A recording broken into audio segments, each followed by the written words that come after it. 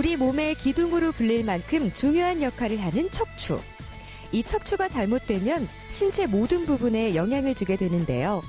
그런데 노년이 되면 주의해야 할 척추 질환이 따로 있다는 사실 혹시 알고 계십니까? 척추 압박골절이란 병명에서 알 수 있듯이 척추에 발생한 골절을 말합니다.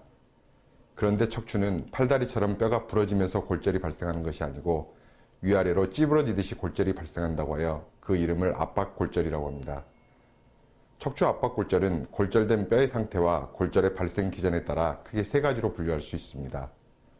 첫째로 연세가 드시면 뼈의 골 기질이 빠져나가면서 뼈가 약해지는 골다공증이 많이 발생합니다. 이러한 상태에서는 가벼운 충격이나 외상으로도 골절이 일어나기 쉬운데요. 이를 골다공증성 척추 압박골절이라고 합니다. 그 외에도 전이성 종양 등과 관련이 있는 병적 척추 압박골절이 있고, 마지막으로 골다공증은 없으나 심한 외력으로 인해 생기는 외상성 척추골절 등이 있습니다.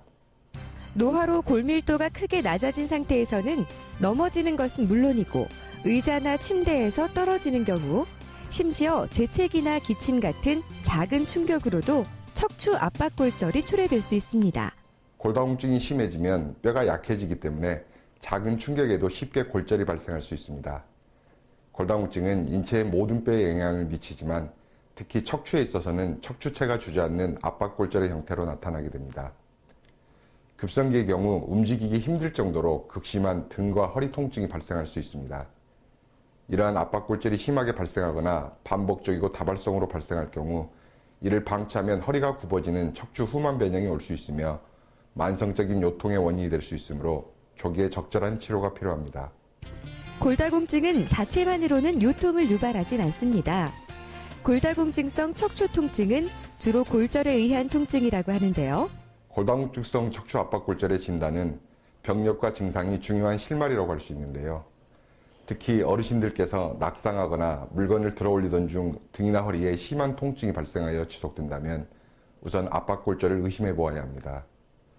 통증 부위를 누르거나 가볍게 두드리면 등, 허리가 울리면서 통증이 더 심해지고, 기침만 해도 허리 옆구리가 울리거나 자세를 바꿀 때 꿈뻑거리는 통증으로 거동이 힘들 정도라고 한다면 전문기관을 찾아 꼭 정확한 진단을 받아보아야 합니다. 엑스레이 검사를 이용해 골절 유무를 판단하고 MRI 검사를 통해 급성 압박골절을 확진하게 됩니다. 이후 골밀도 검사를 시행하여 골다공증의 여부와 그 정도를 파악하여 적절한 치료를 시작합니다. 척추 압박골절의 대표적인 치료법에는 골 시멘트를 이용한 척추체 성형술과 특수 풍선을 이용한 척추 성형술이 있습니다. 치료로는 침상 안정과 보조기 착용이 우선적으로 필요한데요. 이는 골절 부위가 더 찌그러지는 것을 막고 안정시켜 골절 부위를 보호하는 것입니다. 또한 약물 치료나 신경치료 등을 병행하면 통증을 완화하는 데 도움이 될 수 있습니다. 이러한 보존적 치료에도 통증이 지속된다면 골절된 척추에 골 시멘트를 주입해주는 경피적 추체 성형술이라는 비교적 간단한 시술로 통증 완화 및 2차적인 척추 변형을 예방하는 데 큰 효과를 볼 수 있습니다. 척추 압박골절 예방을 위해서는 크고 작은 안전사고를 조심해야 합니다. 이러한 골다공증성 압박골절의 가장 큰 골칫거리는 압박골절이 한번 발생하기 시작하면 다른 척추들도 그만큼 약해져 있다는 것을 의미하기 때문에 연쇄적으로 압박골절이 발생할 수 있다는 사실입니다. 특히 겨울철 빙판길에서의 낙상은 골다공증 환자에게는 치명적일 수 있어 세심한 주의가 필요합니다. 또한 심하게 다치지 않더라도 무거운 물건을 들어 올리거나 장시간 허리를 숙여 일하다가도 척추 압박골절이 쉽게 발생할 수 있으므로 무리한 일은 절대로 삼가해야 합니다.